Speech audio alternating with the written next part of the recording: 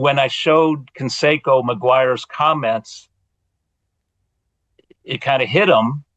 On one hand, he said, well, I've been trying to get a hold of him. But on the other hand, he said, shoot, if we do talk, I'd love to shake his hand and apologize. Here's Brody Brazil.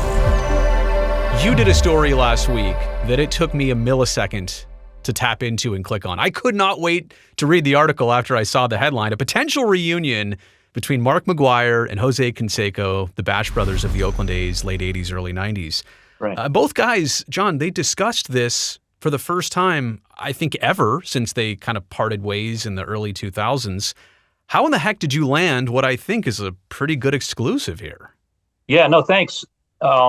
In September, we did a whole series of oral histories, all the great eras of the Coliseum history, from the Mustache Gang of the 70s to the Bash Brothers of the late 80s, early 90s, to the Moneyball teams of the 2000s. And we broke it down into those three eras and spoke with all kinds of players from that time and managers.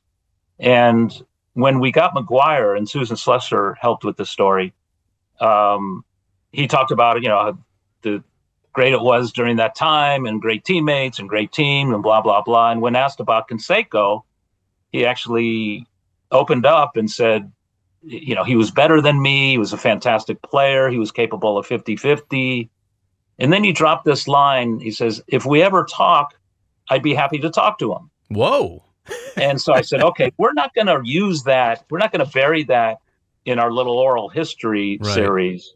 Let's hold off and talk to Jose about this. Okay, right. Because this was after Jose was inducted into the Oakland A's Hall of Fame. I believe it was in August. Right. And that was an emotional moment. He cried and said he never could have imagined, after what he had done with the book and everything, to be inducted and being accepted in this A's family.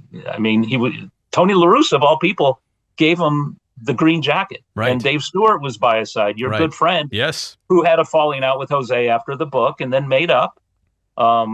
Because as Stu said, why would I not forgive him after he's asked for forgiveness and apologized?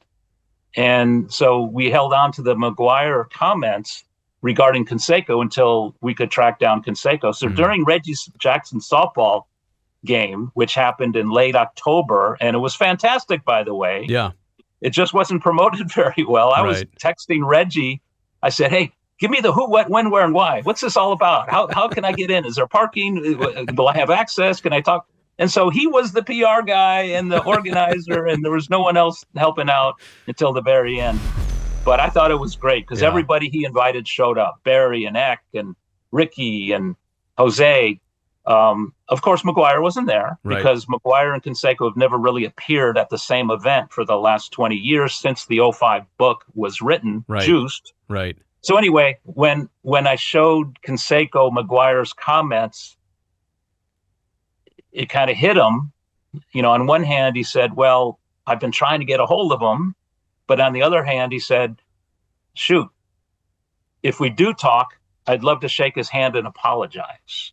Wow. And I said, okay. So I got Tony La Russa on the phone and shared the comments with him. And he was kind of excited because nobody wants to see this reunion more than Tony, who managed both of them in the late 80s, early 90s.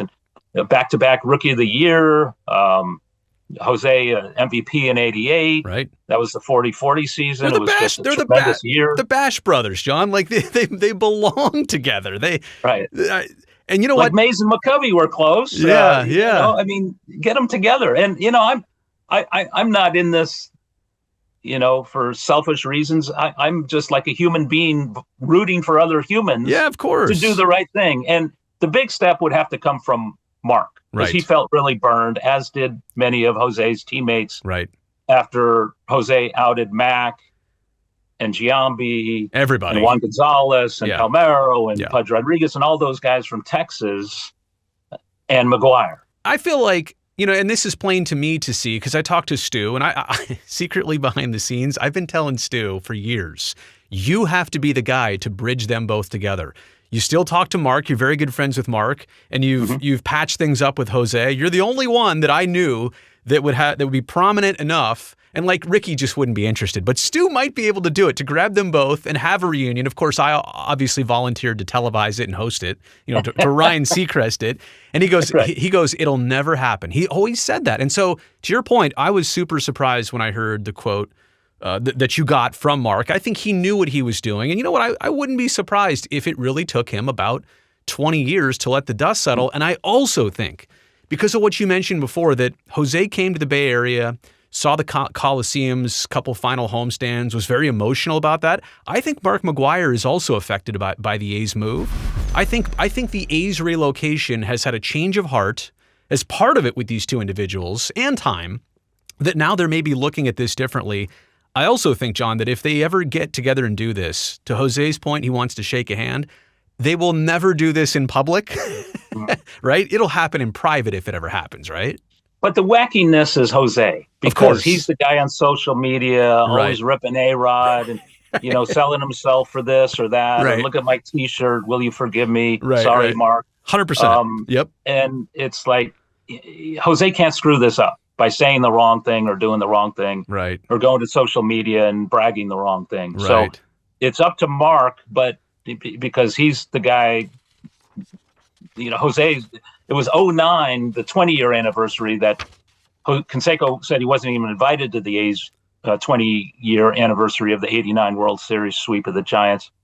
And at that one, as you remember, everyone had rotten words for Jose. Right. That's true. He was kept away. Mark was allowed. Jose wasn't. Yeah. And then as Jose came back into the fold, honestly, he worked a full season of television with us in 2017, right. And all of a sudden Mark was the guy who was nowhere to be found. Or, Mark was busy with his son and baseball, but Mark has been harder to bring in. But I always found that not awkward, but telling, that they would never appear at A's events at the same place at the same time. Like, they just knew they needed distance. To your point, John, I'm rooting for this. I'm rooting for a good human story here, and I think that's it. And you know what? The Bash brothers, I think they belong together.